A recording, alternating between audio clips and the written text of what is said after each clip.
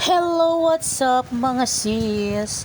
For today's vlog, magluluto nga ako ng ginisang pechay na may miswa. So ayan na nga guys, yung mga rekado ay syempre ang laman ng baboy, luya, sibuyas, ginisa, magic sarap at syempre ang pechay.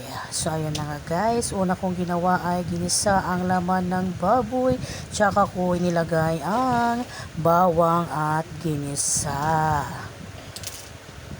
Yan, so inilagay ko na nga ang patis. So pagkatapos natin igisa sa patis, ilalagay na natin ang pechay. Yung pechay pala guys ay hiniwa-hiwa ko sa maliliit para ito ay maluto ng maigi.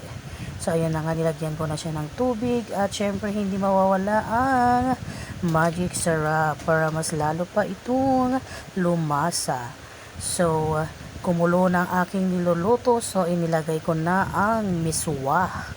Ayan, napakasarap guys at syempre napakadaling lutuin ang pechay at saka miswa. Nilagyan ko siya ng miswa para mas masarap. So ayun na nga ang ating nilutong ginisang pechay na may miswa.